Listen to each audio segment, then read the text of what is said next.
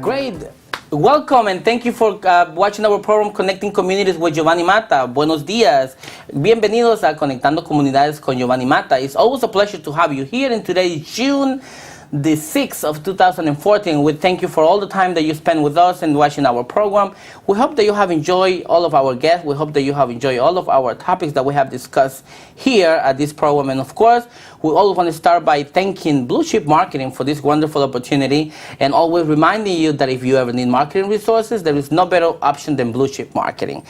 And today we have a wonderful team of guests here. We have the pleasure of having Miss Deborah Kernan and Mr. Ray Mayo. Welcome, and thank you both of you for being here. Thank you for having us. Thank you for having us. It is a pleasure. So Deborah Kernan, you are the Irish specialist at St. Anne's Parish in Brentwood. Yes. And Mr. Ray Mayo is part of the team with St. Anne's Red Cross team, and then he's also the executive director of the Brentwood Association of Concerned Citizens. Mm-hmm. But well, first of all, welcome and thank you for accepting our invitation to our program. Tell us about you. I will mention some brief things about you before. You started 6 years ago by volunteering at St. Anne's Parish Irish under Sister Ellen Lyons. Yes. And then subsequently you became the Irish director upon Sister Lyons' retirement. And you have greatly expanded St. Anne's Irish activities, including the Hurricane Sandy, which is one of the things that we wanted to discuss. You serve the Brentwood, the Bayshore, and the Central Islip area, and you have assisted Babylon, Amityville, Freeport, Rockaway, Hempstead, and Long Beach. You work 16 hours per day for 7 days for 3 weeks. Yes. Tell us about the experience. It was a lot of work, but it was very heartfelt. When of course Hurricane Sandy happened, it took us all by surprise, and we needed assistance in our areas. And of course, I had no electricity myself, and I was hungry. You know, we wanted a hot meal, so we heard that they were giving out hot meals at the Dennison building. So I went down there for a hot meal, and when I saw the Red Cross, they were just sitting around. There wasn't really many people there. So of course, my brain started working, and I'm not shy. So I went up to them and we started talking, and I started piling up my car, bringing food back. And then I started to reach out to a lot of my friends, and Mr. Mayo was one of them. Okay. He got to a point when he saw my phone call coming through on the caller ID, he didn't know if he should answer it or run. So I said, you know, I have an idea. And when I started asking the people in our community, you know, there was no public transportation. A lot of people in our communities need public transportation. Okay. There was no gas. Of course, the gas lines were ridiculous. And so we started to bring the stuff down. And then, lo and behold, the trucks started coming. The Red Cross trucks started coming. And you want to add anything in there, or? Sure, and of course. I didn't want to cut in, but the food distribution started from within St. Anne's Parish Outreach in the back, and then we started serving food and sandwiches and blankets later on at the gas stations. Yeah. And we went around to homeless areas as well and served them as well to make sure that everyone was able to receive the hot meal and blanket, you know, for their families. And then, as you mentioned before, we migrated into the Nassau County area because they were hard hit as well. And we work with other team members from other organizations. Yeah, we actually... Brentwood Gardens area, and we got together and went out there and helped gut out a couple of homes and things like that. So, like Renee Ortiz and Marcus Maldonado and Ana Martinez. Right. We called them all, and they all came forward. You came forward with the El Salvadorian Army. I mean, it was just like, it was amazing. How many people? It was a community effort. And everybody got together. And we, I mean, all the families that were just sitting in cars. It was so cold. And the families that were in there, we were handing out gloves and hats and blankets and hot coffee and hot chocolate. We reached out, we got the vests because we were concerned about our safety as well. There was no electricity. So we had flashlights delivered and batteries and the reflecting vests. Salvation Army donated vests from Charles Roberts, actually from Albany, reached out to us and gave us a bunch of vests. They were ready to deputize us, to give us the authority. We were allowed through the National Guard to get into the south of Montauk Highway to Freeport, to Bayshore, to Babylon, to Lindenhurst. And we had like assembly lines set up. The Red Cross, when they came to us, could not believe that we had no training. We were so set up and organized that when they came to inspect us, we passed with flying colors. And, I also want to thank publicly also, one thing that we forgot to mention is Brentwood Legion Ambulance, because they were able to house a lot of the equipments and information and things that we needed to get out there to people. So, which they didn't have to do. I mean, FEMA had sent some trucks out there as well, but it was very instrumental. And the storage facilities that we now kind of occupy in the Bayshore area was also a blessing to have, because it enabled us to get these things out there. Charles Ross also. Yes, Charles Ross, Lenny Tucker. Yeah, but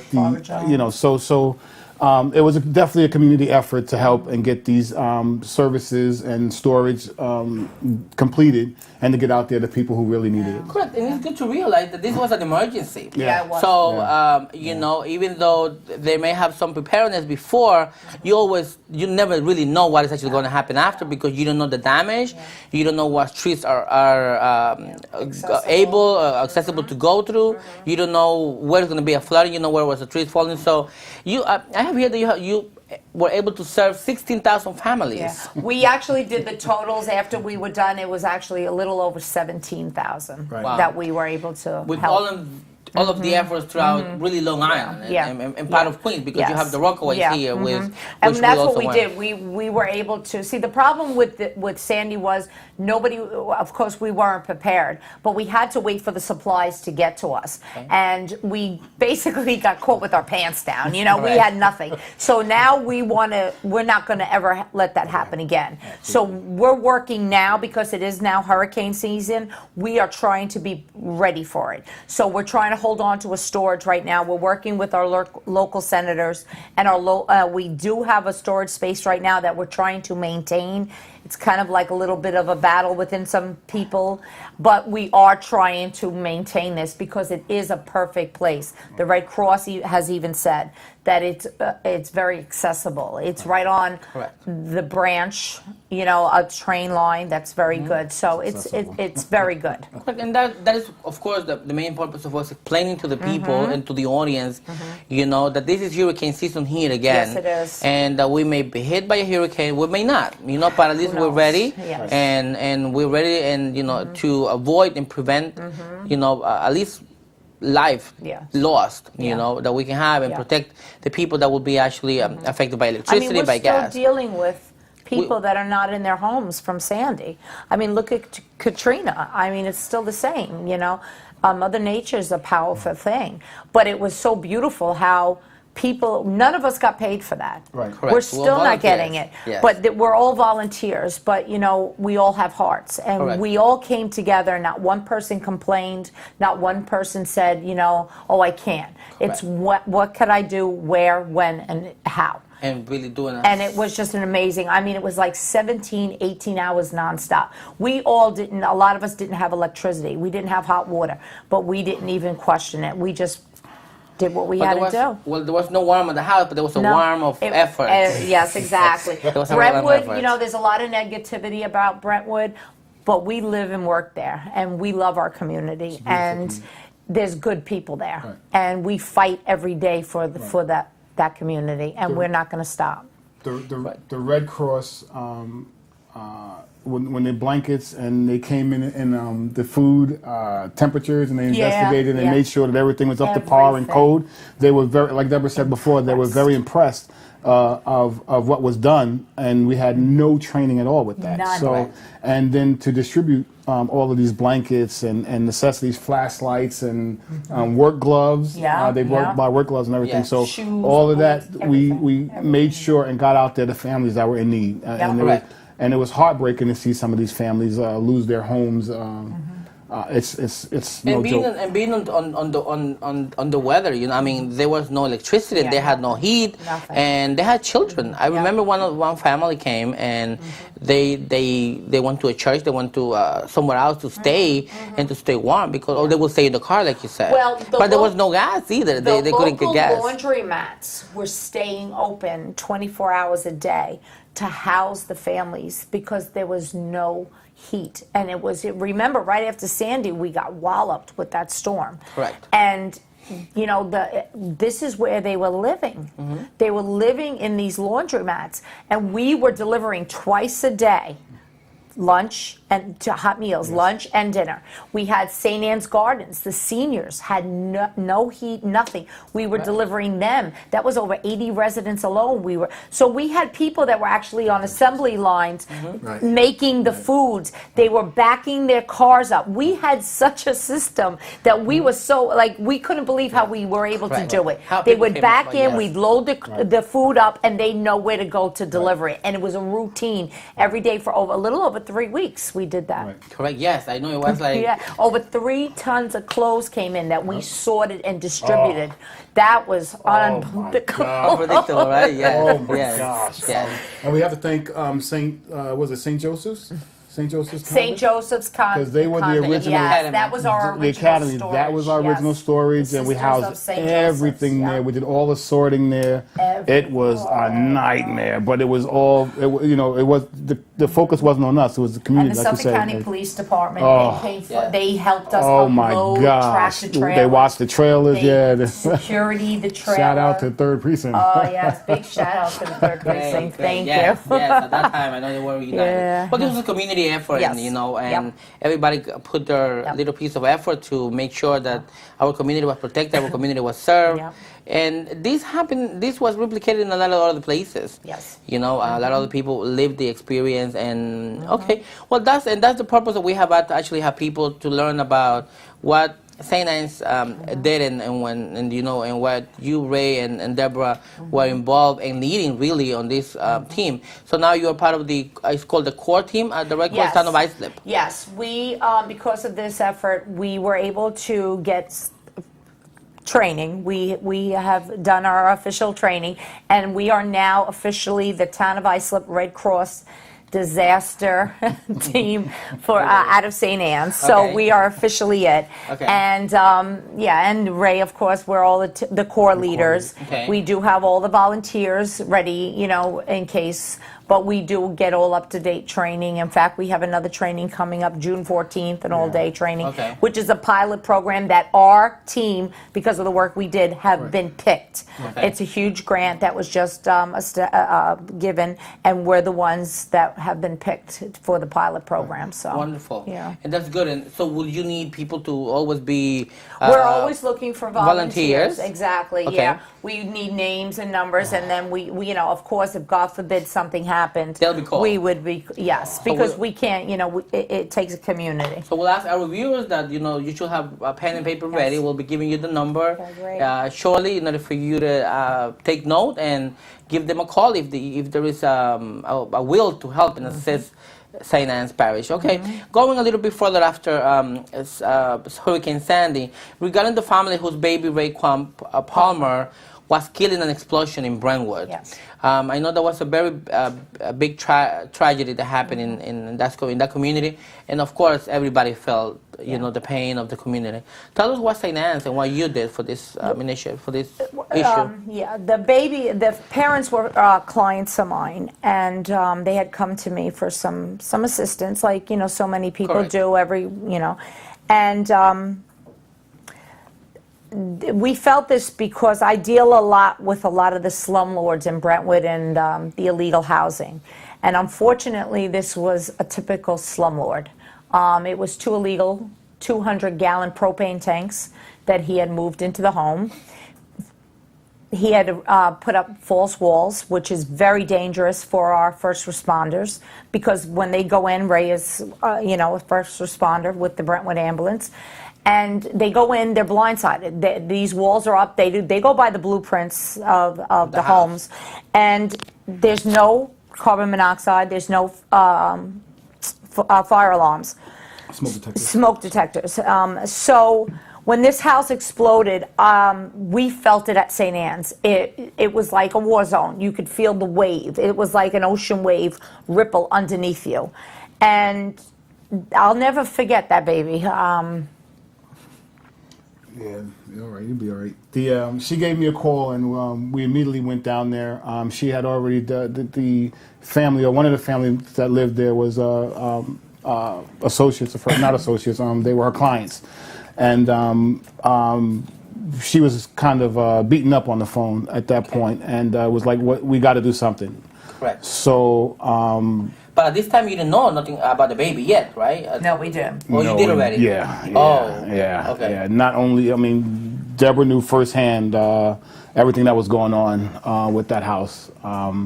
So from that, what we attempted to do, besides to help the family out and get them some shelter, and make sure that they were taken right, and help with the funeral arrangements and everything, and some politicians stepped in and helped out and everything. We have to give credit where credit's due, and but from that standpoint, we didn't want any other families to be without. So we collaborated and talked, and we're still currently working with local municipalities, and the fire department are the first ones that actually go in there, so they have to deal with that firsthand, and they're the ones that have the blueprints.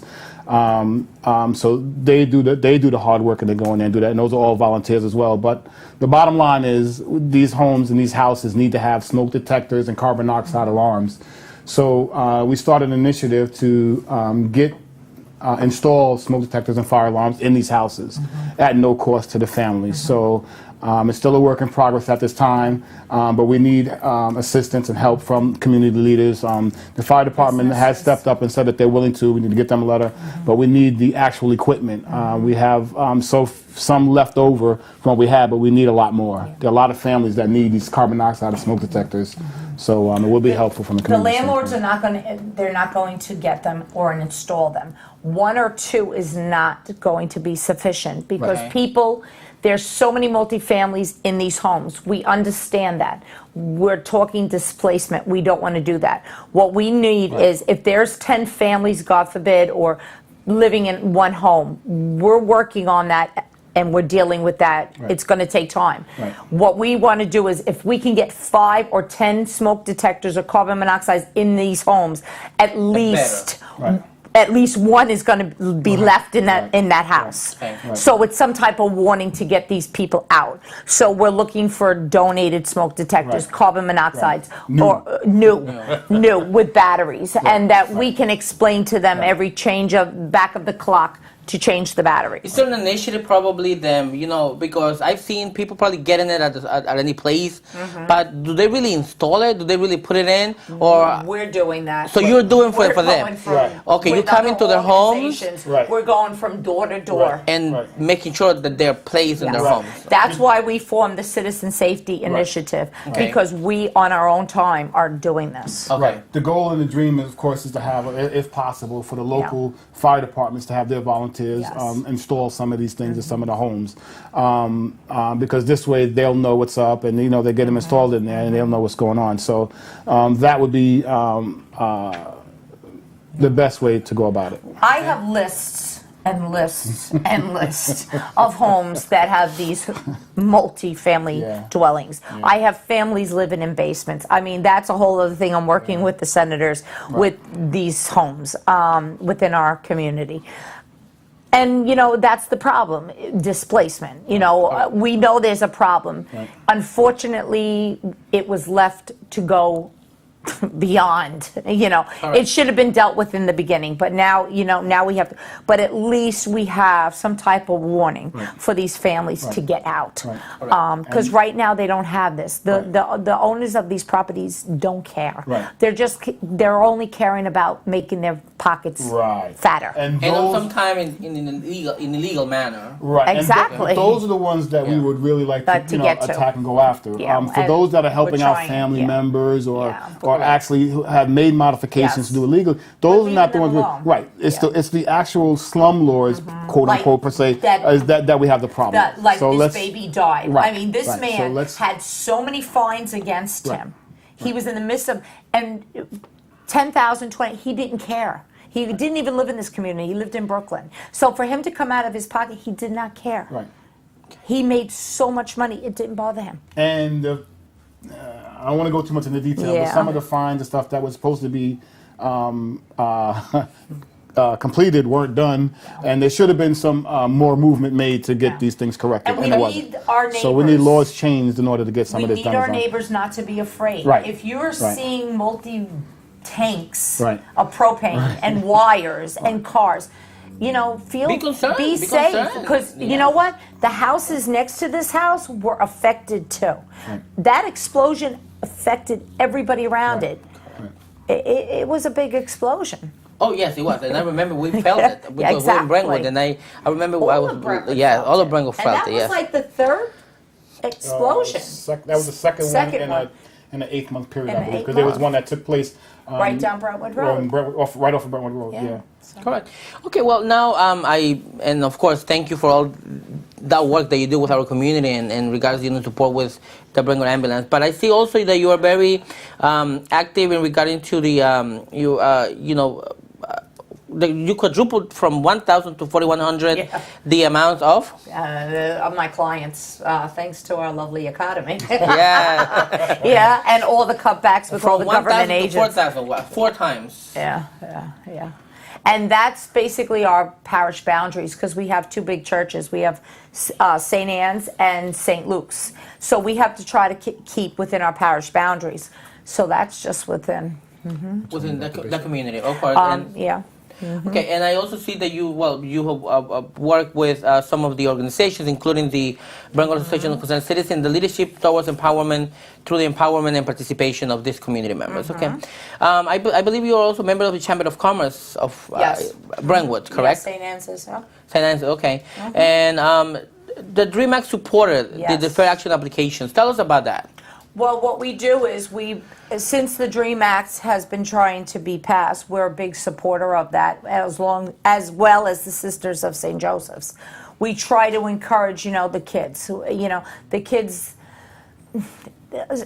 give them a chance. I mean, a lot of people, there's a lot of controversy of, immigration, but with the kids, give them a chance. I mean, they're here. We have a free education, and for what? Let them go on. Give them a chance to go to college. Let them have a chance to become a productive citizen. It's only right. It's only fair. Wonderful. Okay. And lastly, of course, I wanted to tell the audience about this wonderful award that you received. You were the Teatro Yerba Bruja and the Puerto Rican Hispanic Day Parade presented the 2014 Presidential Award to Deborah Kernel for Outreach Coordinator at St. Anne's Outreach Program, the Town of Isaac Red Cross Core Team. So this was given to you this past weekend. Yes. So you are here celebrating, and we commend you for this wonderful award. Thank you. And I know that you have well-deserved at this program. So tell us now a number that volunteers can call to help St. Anne's. Okay, our number is 631-273-8113, extension 231. Also, you can reach, we also have an email, kirnond@gmail.com. And we're always looking for volunteers or any kind of supplies, like I said, with the fire alarms or whatever. But we're doing a lot for the community, but we need more help and more assistance. And we could greatly use it. And I just want to give one last thing. Sure. Ray Mayo has a fantastic organization called Brentwood Association of Concerned Citizens. We had an outbreak of a lot of gang violence. In 2009, a beautiful woman by the name of Erica Boynton lost her son to gang violence. And because of that, him and his good friend, Lenny Tucker, formed Brentwood Association of Concerned Citizens. Without this organization, Brentwood, I know, it's hard. We need these guys, and we need this organization, and they have done a lot to bring awareness to gang violence in Brentwood. With them and Senator Zeldin, they have formed, they're trying to have the Gang Violence Act bill passed. Would you have the flyer? They are having a Motown Review tribute, June 21st. Yeah, I want to just wrap it up if you can. If for tickets, they're $35 all the seats, and they're good. It's going to be at the Comac Y, 631-946-9509 for tickets and information. Thank you, Giovanni. Wonderful, Appreciate yes, and you, of course bro. we wanted to thank you for coming to our program, and of course we want to thank our viewers for always watching Connecting Communities with Giovanni Mata. Remember, stay tuned to Blue Chip, the Daily Blue, actually to Blue Chip and to thedailyblue.com, and God bless you.